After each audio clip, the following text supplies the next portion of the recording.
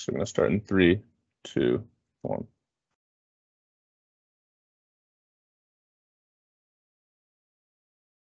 Hello, and welcome to the D365 Finance and Supply Chain Landed Cost Module and RSM Trade Profile webinar. My name is Lacey Bonbon. I will be your moderator today. If you experience technical difficulties or difficulties with polling, reach out to me directly, Lacey Bonbon, using the chat box feature located in the bottom right of your Microsoft Teams window. We also encourage you to use the chat feature to ask content-related questions of the presenters. This webinar will be recorded and posted on the RSM technology blog after completion. Your presence and participation may be captured on this recording. Please reach out to caleb.green@rsmus.com with any questions or concerns. At this time, I would like to introduce Mark Ludwig, who will be one of your presenters for today. Thank you.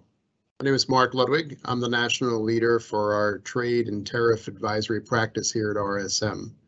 Look forward to our conversation today and walking you through our trade profiler solution, which I think you'll find interesting and potentially valuable for your business. Hand over to Mark Solani, my colleague. Hi, everyone. My name is Mark Solani, and I'm here today to speak about the landed cost module within Dynamics 365 supply chain and finance. And hopefully we can parse out how that can be a useful module for your inbound supply chain logistical needs.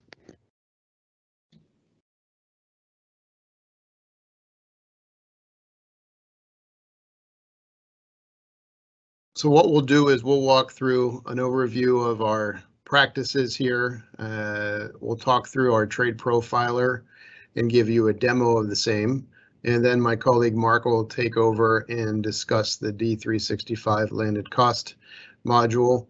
And then we'll have a question and answer period. Hopefully you'll have some good queries and we can give you some positive responses that'll help you take these thoughts forward and potentially benefit your business. So I'm up first, and let me talk a little bit about Trade Profiler. Trade Profiler is not a module per se under D365. However, it is a Power BI based tool that helps companies understand their trading profile. Hence the name Trade Profiler. It basically taps into your company's import filing data that is submitted with each and every transaction that crosses borders into the United States. That information is collected and gathered by the company's freight forwarders, the customs brokers that are also engaged, and that's consolidated into a filing with the U.S. government, particularly U.S. Customs and Border Protection under the Department of Homeland Security. These import entries contain almost 4 dozen elements of information and data that is by law and regulation required to be submitted to the government to declare what is coming into the country, who's bringing it in, what is in the shipment, how much of it is in there, what it's classified as under the U.S. harmonized tariff schedule, what the value is being declared of the goods, what the descriptions are, the tariff rates applicable, the foreign supplier, the foreign country of export, country of origin, et cetera, et cetera. As I said, almost 4 dozen elements of information and data that are presented with each and every entry. Of that is then taken and the company can determine, working through the broker, how much money is owed in the form of tariffs and other fees to the U.S. government, not only necessarily to U.S. Customs for tariffs, but also potentially fees that go for other types of government agencies. As for example, the IRS, if there's an excise tax on a particular product coming in, or the declaration of a licensed product or other type of regulatory requirement through, for example, the U.S.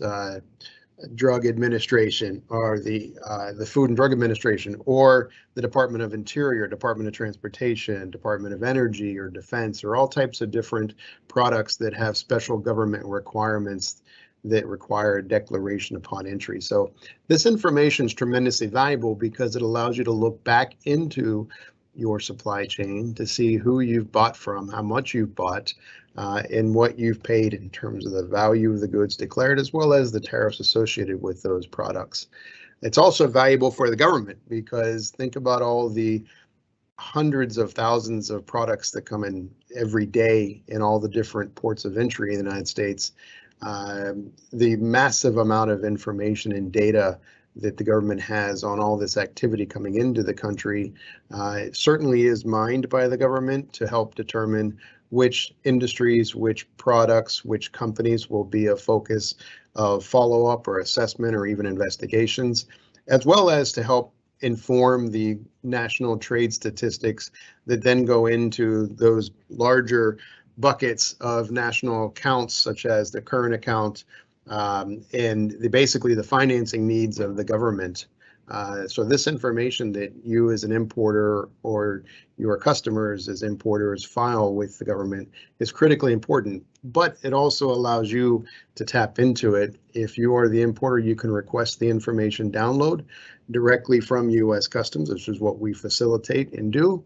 We take it, we bring it in to the Trade Profiler tool and help display it in graphical form to be able to see what is happening with the business and what's happening with the transactions as recent as just yesterday. So who are the right candidates for this type of product? Well, the ideal candidates really are any companies engaged in cross-border trade. We like to say about $5 million per year in import value, only because it creates a little bit of materiality.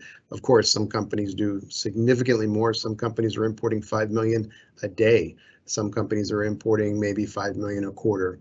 But the average size import in the United States is just north of $7 million overall on an annual basis. But there are, of course, major multinational corporations that are importing billions of dollars worth of merchandise. So this certainly applies in those cases as well.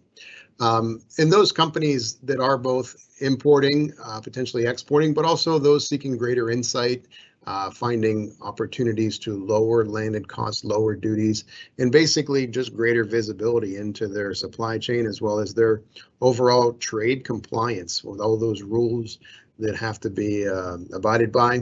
That is important that the information is used to go back and check. Did this transaction represent what we actually imported? Was there a filing, for example, that we had 1,000 items reported on it, but we opened the boxes or the crates at the warehouse and we find that there's actually 1,500. So we've imported 500 without actually correcting that. So it gives a chance to reconcile with the authorities to verify information as it's declared against the physical receipt and other activities of the business. So why? Why is it important? It's important because, as I mentioned, visibility and control.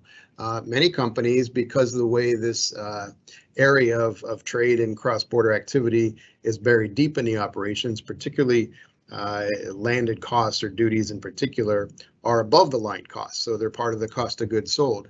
And many companies individually don't have visibility into that because it's just one big check that is written to the freight forwarder or the customs broker, irregardless. So it's the fees of that service provider as well as the product imported, as well as the tariff associated with it. So it allows you to break down the different elements of that cost and understand.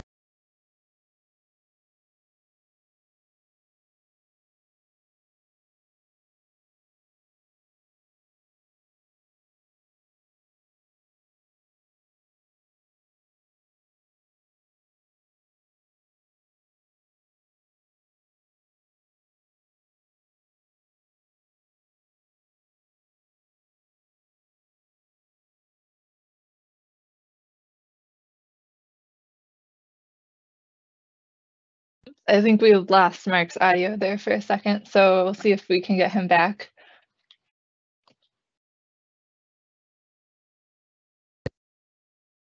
Am I back now? You're back. There we go. I don't know. I did not press the button, but let me continue forward. So it's self-explanatory, whatever point I dropped out here. We'll just move on to the next. Basically, the analytics and reporting here is tremendously valuable for the company, not only for purposes of just overall just trade compliance and visibility, but also is a footprinting exercise into the global supply chain and the various vendors the company works with around the world. Interestingly enough, it not only lists the vendors that you're purchasing products from, but also the parties that are potentially carrying your merchandise as well as clearing those goods, because the detail around the ports that are being used, even the ships and the container information that is being leveraged to facilitate those activities. This is all valuable information that has many more uses just beyond pure customs and trade planning. Next page, if we would go forward. So there's 3 different delivery methods that we've set up for Trade Profiler.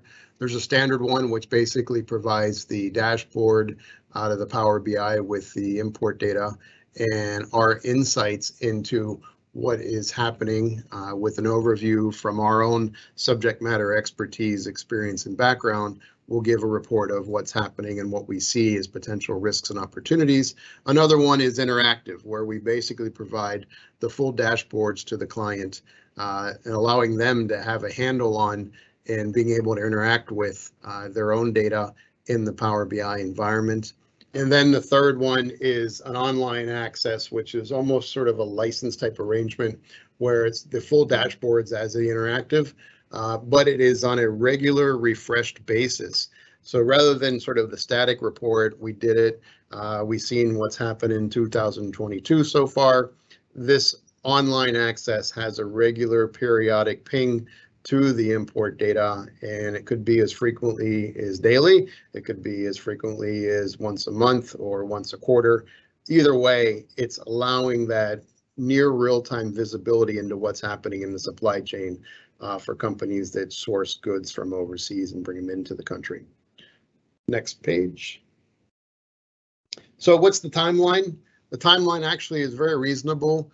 What we do is within usually 10 to 15 working days, we will start the process where the client will initiate registration with the automated commercial environment under U.S. Customs and Border Protection. And the company already is in the automated commercial environment through its broker and freight forwarders, because those are the parties that declare directly to the authority that import information. But the company can get access to their own data through this. So we get access as a read-only, and we download it into our Power BI Trade Profiler tool. And within a few days, we then have the dashboard up and visibility available, where we then go through and analyze that data and prepare a deliverable, which is that summary report, or setup is the interactive solution with the client. And then at the end of this period, basically the client will receive our RSM technical analysis around the import activity with insights, observations, and recommendations for potential next steps around risks mitigation or opportunity identification and planning and strategization to take advantage of opportunities to lower those costs. So really within 2 to 3 weeks, it is an entire deliverable, and depending on the service chosen, whether it's the one-time or it's the full dashboards on an interactive or the full license type arrangement, it's really dependent upon what is needed and the level of activity and the interest the business has in keeping regular ongoing tabs of this. So next page, I think we're going to get close to a demo, and our demo will start out by looking at some of the dashboards. So here we have an example, a sanitized data set from sort of a combination of a few clients that we felt were representative. And what we see here in the course of a handful of years, 5 years, we have a company that imports almost $50 million from about an average effective duty rate in that time period of about 8%. They're using 162 different tariff classification codes, not 1,200 or so entries in that period, which works out to be about 20 some entries every month. So if you figure There's roughly 22 or 23 working days in any given month. This company is making at least one entry every month, which is a decent volume importer.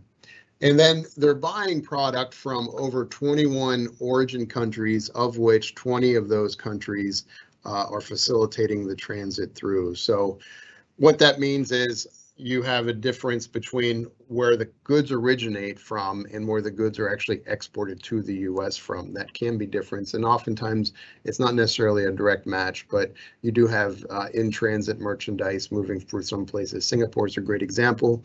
If any of you do business or have goods flowing through there, the reality is Singapore doesn't make a whole lot of anything anymore, but it does facilitate a lot of transit, and it's a major transportation hub in South Asia. So that's an example. You see a graphical representation in the form of an interactive map. If you hover over any of these bullets, these are sort of magnitudinal representations of what's happening. You can see the history of goods coming in, for example, from China. Then you can see it in the same way, sliced a little differently in the table format on the country of export. You can play with the ordering if you want to go with the lowest value first or the highest value or the duty amounts. It helps to hone in a little bit more specifically on the materiality and where energies and efforts and focus should be applied to the extent that there's planning opportunities. Here, this is not an uncommon pattern where you see a tremendous heavyweight towards a major exporter like China. This company is really no different than a lot of middle market players that are sourcing product and bringing them into the US for further processing and for direct sale to consumers. And then the final page here, or the final element of this page, is you have sort of the magnitudinal representation more of in the block type format, and that's the breakout by origin and export country. Again, allowing you to visually see where should we focus our time and attention if we were only able to take a few things on in terms of planning or managing and mitigating risks. Next page. So the other slice of this data, again, as I'd mentioned, there's almost 4 dozen elements of data and information here. And you imagine if you're doing 1,200 or so entries over this period of 5 years, the underlying data, you start pushing into the hundreds of thousands of line items of detail that when you graphically represent this in such a quick and easily digestible manner, really facilitates executive level discussions and fact-based decision making, which I think is perhaps the most valuable part of this. This is otherwise not necessarily directly available. If a company has a handful of brokers that it works for, it would have to go and ask each of these brokers to download. And I guarantee, based on my own experience, that those brokers would hand the company over information in quite different formats from one to the other, because they're basically competitors, right? So they have their own internal systems, their own way of keeping records and representing and handing over data to you.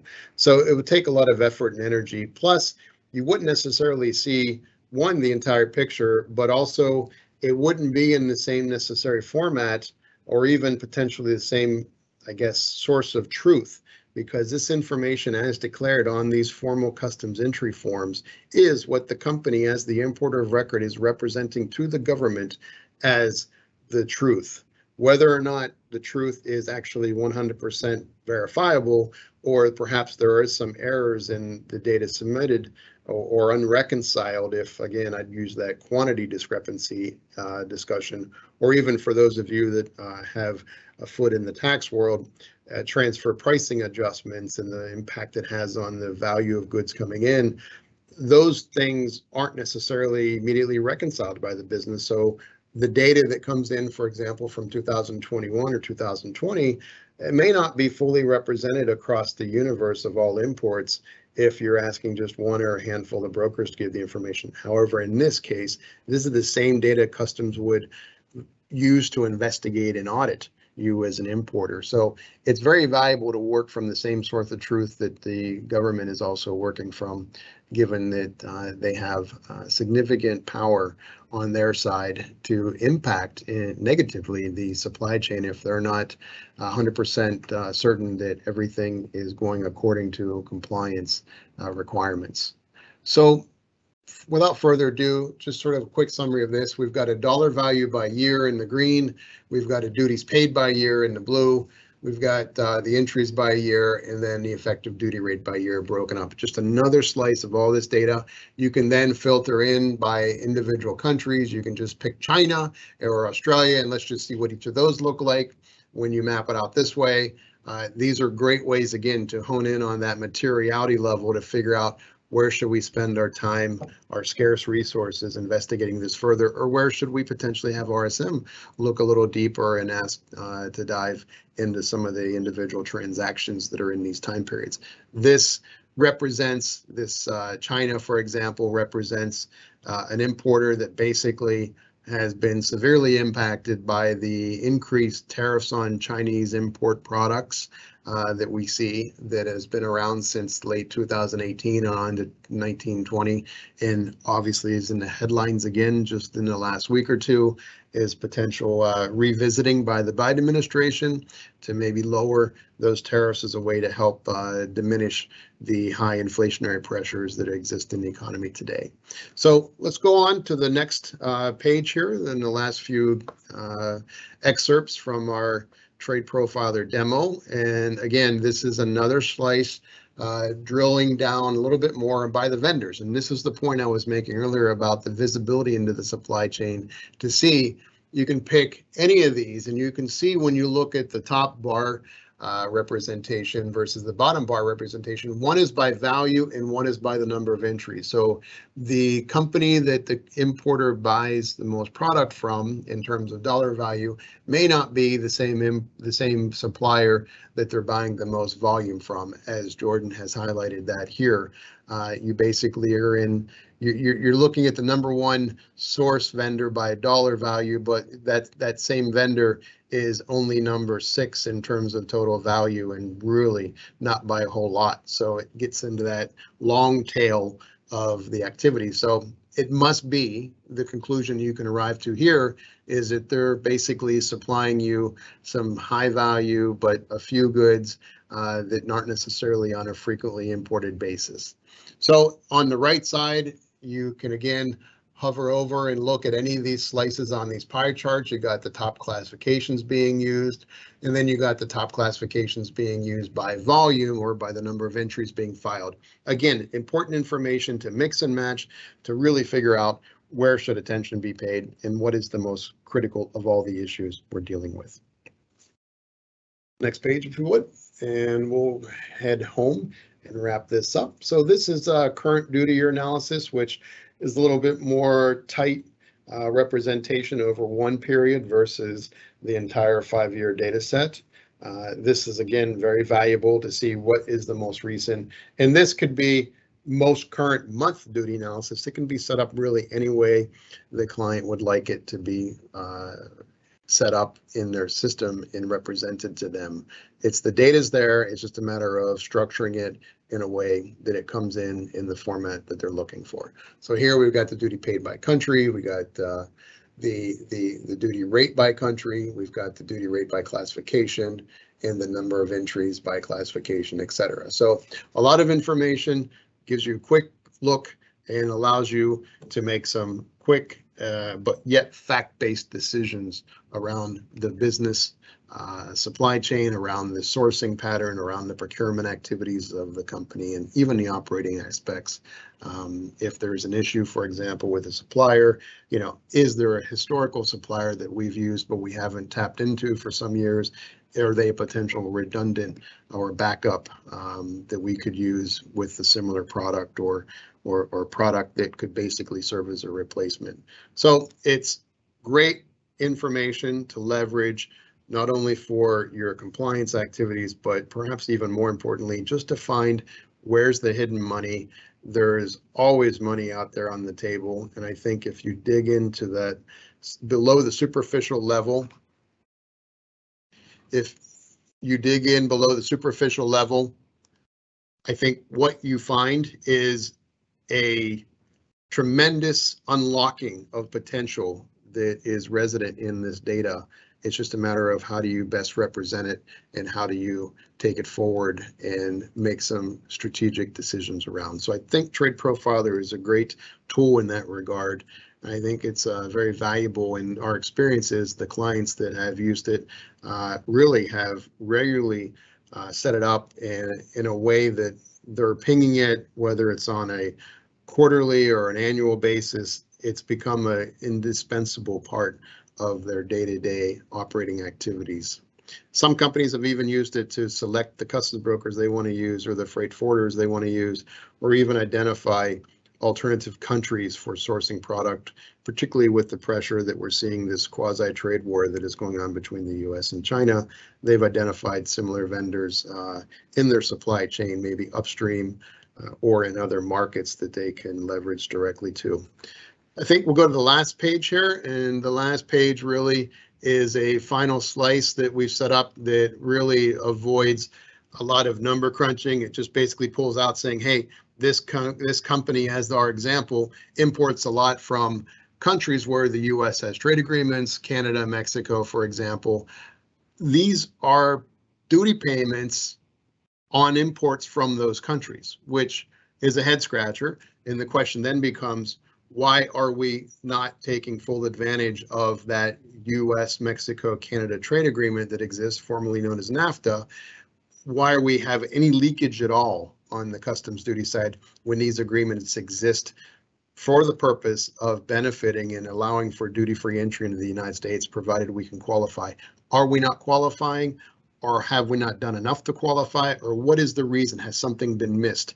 So in and of itself, this sort of immediately highlights there's opportunity on the table. Whether or not 100% of this, almost 600,000, is available to be saved is an open question to be answered, but it's a question that can be asked now that the information is readily visible and apparent. Hopefully over time, this company is able to work that number down to near zero, because these agreements do exist, they are active, and it is an opportunity area for planning that has a material impact, I think, on the company's bottom line. So that's Trade Profiler in a nutshell. Hopefully you enjoyed the demo.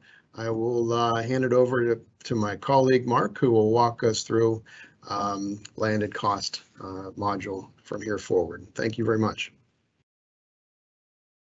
Thanks, Mark. As I introduced myself before, my name is Mark Solani, and I'm here today to give a brief overview of the landed cost module within Dynamics 365 Finance and Supply Chain. Next slide, please. So landed cost is a module within Dynamics 365 optimized to track logistics and costs within your inbound supply chain. It allows for a high degree of traceability throughout your supply chain, and a very powerful functionality of this module is that it allows you to work with the inbound costs that you see in your day-to-day logistical needs.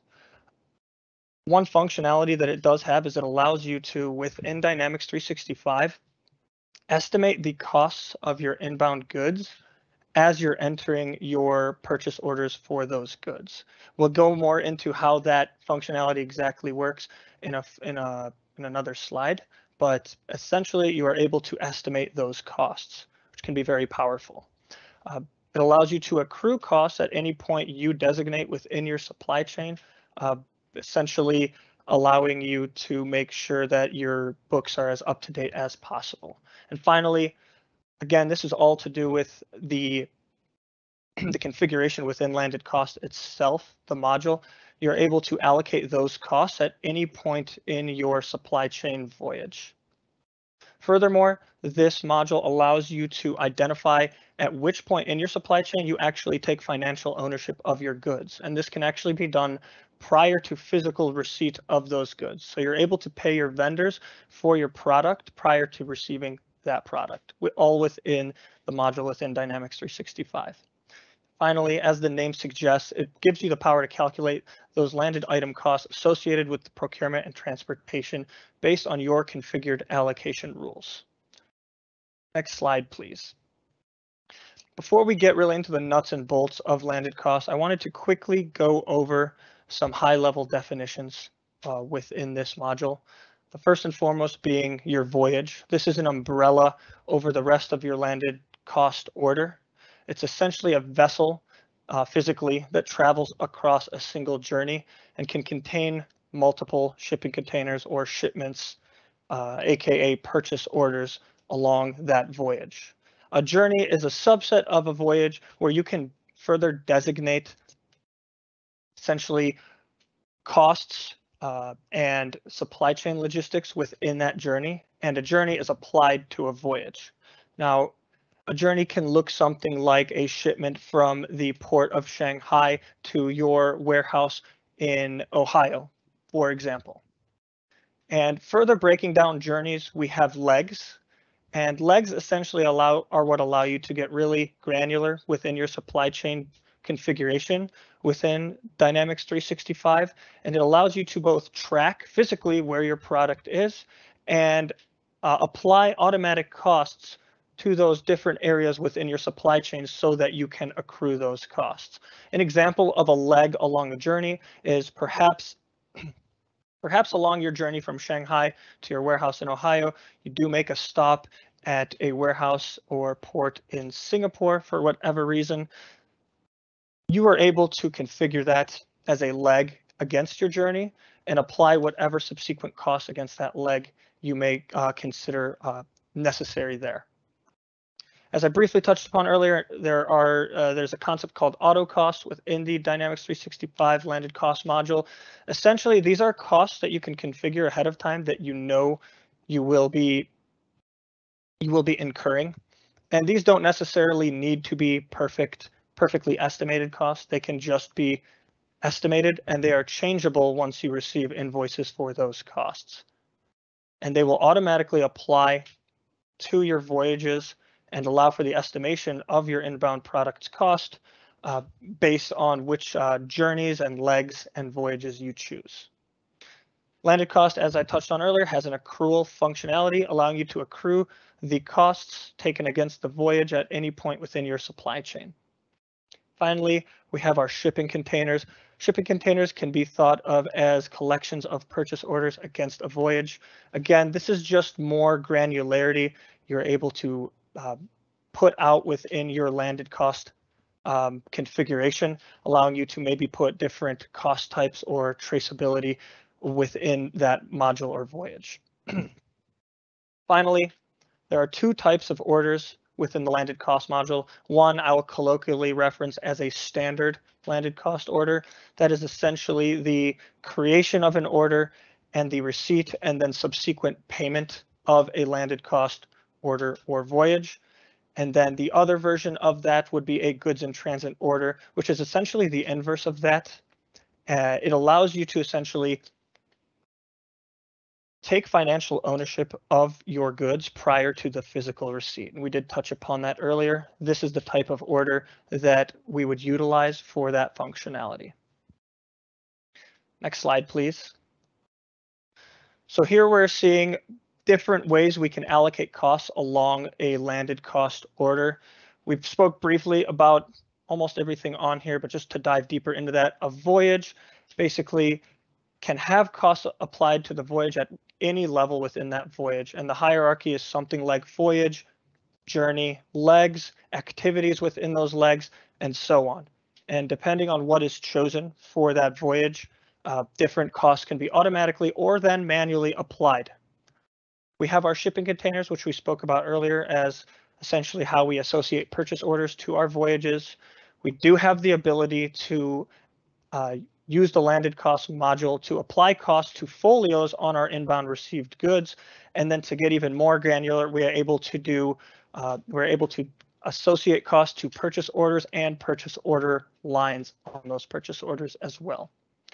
Again, these costs can be automatically applied and then edited on those automatic applications, or just manually applied as you receive those invoices and costs. Next slide, please. Dynamics 365 has another transportation management solution called transportation management. And there are some key things to consider when deciding how you will use Dynamics 365 to manage your inbound and outbound shipments.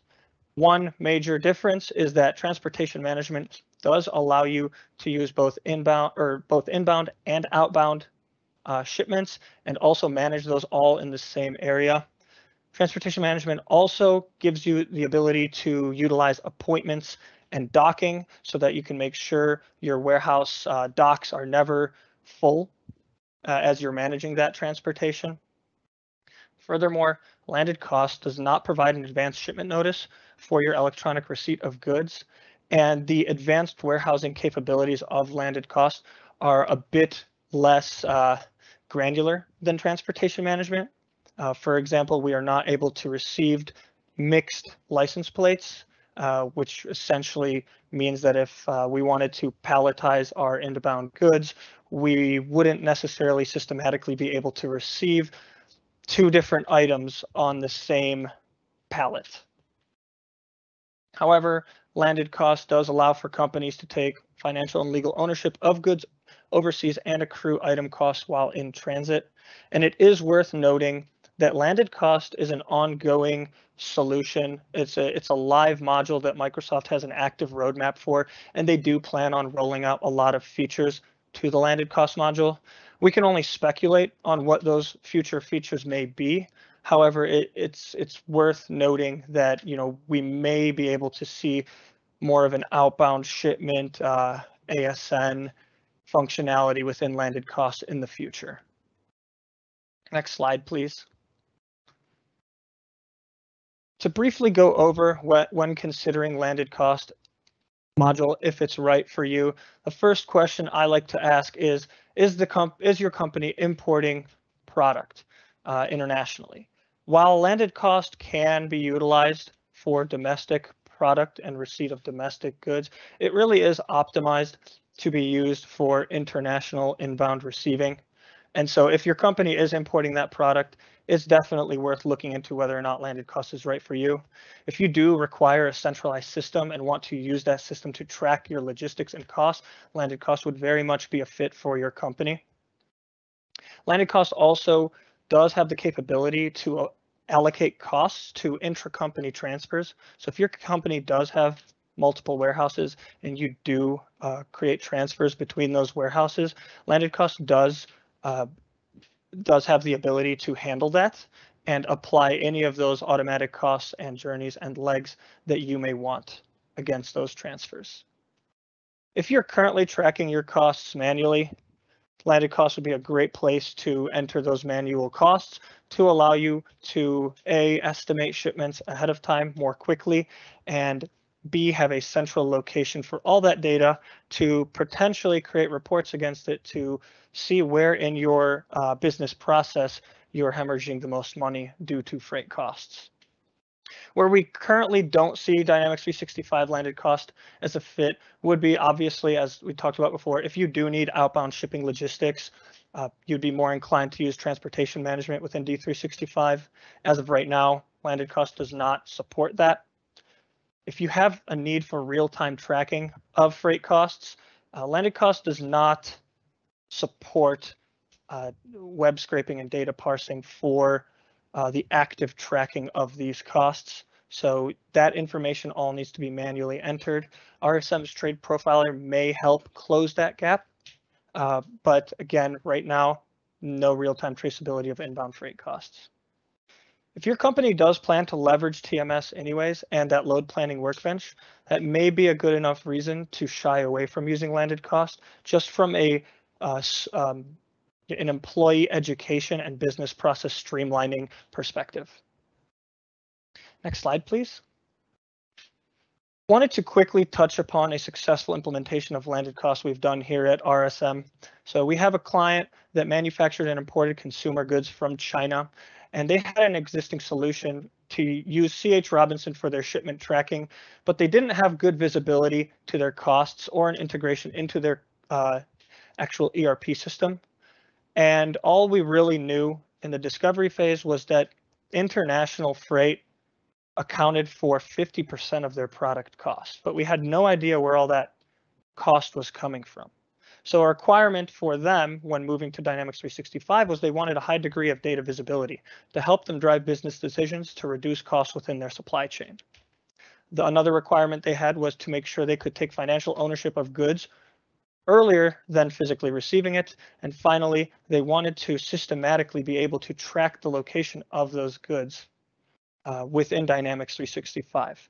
As we've touched upon earlier, landed cost does handle all of these things very well, so it was a perfect fit for that client. We did go through this same exercise with another client that we ultimately decided not to utilize the landed cost module within D365 for, and part of that reason was an education and exploration of what they would use it for. They did have some international shipment from Mexico to the United States, but most of their inbound shipments were from domestic vendors.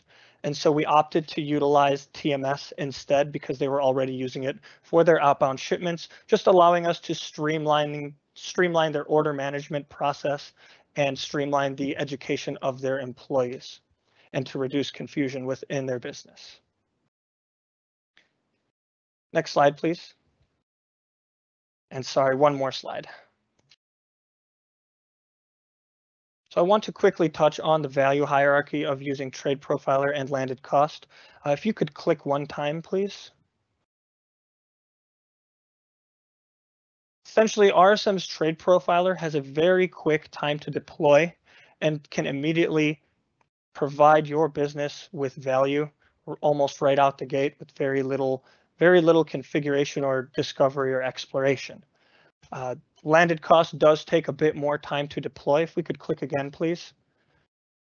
However, the value of being able to track all those costs within your system and make business decisions off of that are extremely valuable and oftentimes worth the effort of standing up that module within Dynamics 365.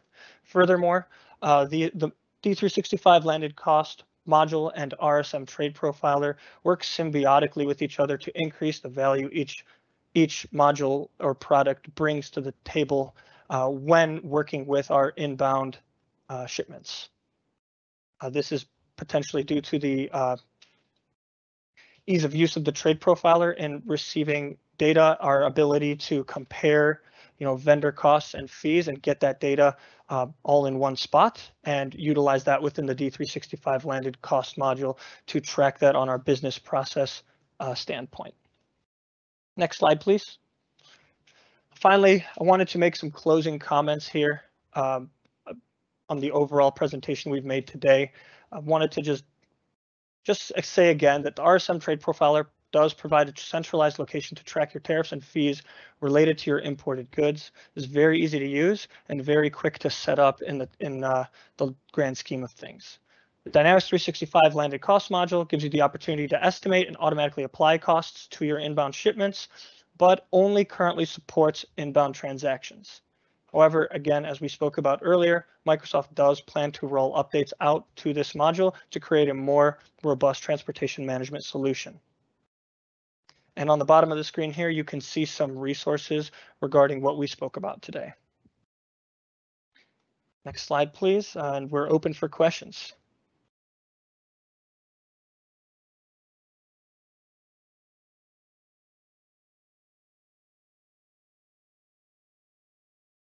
Perfect. Thank you to both of our presenters here. I think we have a question that came into the chat for Mark L for Trade Profiler. And the question is, what if we don't pay a whole lot in duties or tariffs already? Would Trade Profiler still be valuable for us? Yeah, that's a good question.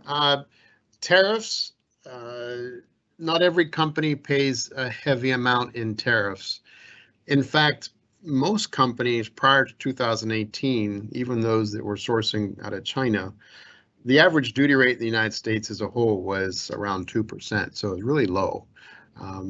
However, I think what happened with China is the double-digit increase into the 15, 25 plus tariff rate on top of the existing tariff that already existed prior to that implementation of Section 301 tariffs woke up a lot of companies to say, hey, that 25% jump in the tariff completely wiped out the cost advantage of buying these goods from China, which I think that was the intention of the former administration, is to send a punitive message to China to change its trade behavior. Of course, the impact on the companies that built their supply chains around China was evident immediately. The companies that generally pay low or no duty, there is an important consideration that I would share. If you look at the regulations, the Customs and Border Protection under the Trade Act of 1930 and the implementing regulations that have evolved over the decades since really are potentially more punitive to companies that don't pay tariffs. And the reason being is if there is a fine or penalty that gets applied for an instance of non-compliance, it's over the entered value of the goods. So you could appreciate a company importing $10 million of goods worth a year, and if $1 million of those goods are subject to a fine and penalty, that fine and penalty at a most basic level can be upwards of, just for a negligence violation, 20% of the entered value. That's quite different than a 2% duty and having to shell out 2 times that duty for negligent if you do pay duty on the goods. But if you don't pay duty, now you're talking about $1 million of goods, 20% of that's $200,000 just for that one item where it wasn't compliant. So the companies that don't pay tariffs, the companies that benefit from having 0 tariffs on their products or even claim preference under the trade agreements, I would argue have equally, if not more, at risk than those that do pay duty, just because of the way the penalty structure exists in the regulations and the law. So something to consider. That's a great question. I'm glad it was asked, but it gives companies, I think, a false sense of security that I don't really pay much in duties, so I don't need to worry about. Customs itself and the government as a whole is quite interested in the accuracy of the trade statistics. The same thing when we file our personal tax returns. We may not owe the government anything because we paid everything in the course of the year out of our income taxes, but we still have to file, and we have to file accurately. There is that requirement that we're all obliged to adhere to. The same thing exists for companies. So be careful there. Hopefully that leaves you with the impression that a company that doesn't pay duties is, in my view, equally at risk for companies that do pay duties, bottom line. And I think Trade Profiler does provide that additional level of visibility and comfort of what's going on in your supply chain. Even if there's no duty, it is valuable to see what's happening, where the goods are flowing through, who we've engaged to buy goods from, who are facilitating the movement of those things, and what's coming in and where, and all the other details that is in that information. Again, that's the truth as the company itself has represented to the government. Why not know it? Even if you only do it occasionally, once every year, once every few years, it is worthwhile to know versus not. Perfect. Thank you. And this one might be a little similar in what you were saying, where it's just good to know. But the question that came in was, we have a good relationship with our freight forwarders and brokers already, and we know that they have this data. So what's kind of the benefit of using Trade Profiler separately or kind of in conjunction with our brokers? Sure, that's good. The brokers do have that data. If you've engaged them as an importer to file entries for you, that information is what they then take and turn into a customs entry filing, and that's what ultimately ends up downloaded into Trade Profiler or out of the reports from the Automated Commercial Environment, the ACE system with Customs and Border Protection. So the important thing here is that you could go talk to each of the brokers and freight forwarders, and they would give you their slices of your information that they have, but they're not going to give you the entire universe, particularly if you're engaging 5 or half a dozen customs agents, freight forwarders.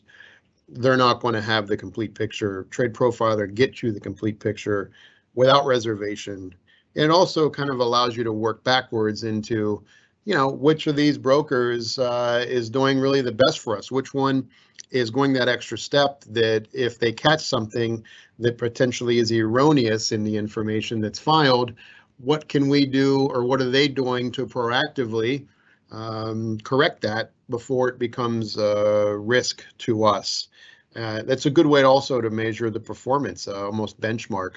What is the volume? What are the values the different brokers are handling? What are the countries? What are the fees they're charging for their services? While Trade Profiler won't give you the fees, you'll be able to work backwards into it from your spend with them. And the Trade Profiler gives you some of that data set to work into that. They usually charge on an every entry basis. $100 to $200 is not out of the norm.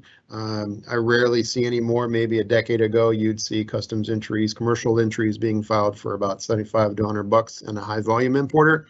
I think we're well above 100 now on every basis. So the example I used that we walked through, that's a company that's filed 1,200 plus import entries over the course of those 5 years. So at a minimum, I can say they probably spent about 100 to 25, 150,000 just in filing customs entries through those brokers. So it's one of those other points of information and data that's great reference, and it's agnostic to any particular broker. It allows you to take a step back from that entire vendor base and handle the information quickly, relatively easily, and graphically represent it without having to cobble it together yourself. Perfect. Thank you, Mark. And then I think we have a couple questions that came in through for Mark Solani. Lacey, would you like to take those? Yeah, so Mark, a question came in. What if you have multiple vendors to pay per voyage? How does Dynamics 365 handle that? It's a really good question, actually. Essentially, the landed cost module allows you to break out your costs by vendor and apply them to vendor invoices. So it's as simple as looking at a list of all the costs that you've accrued and associated throughout the length of your voyage and breaking those out into separate vendor invoices, which is then just handled by Dynamics 365 for payment. All right, that concludes our webinar for today. Thank you everyone for coming. This video will be posted on our technology blog shortly. If you have any questions in the meantime, please reach out to D365industrials@rsmus.com. Thanks again.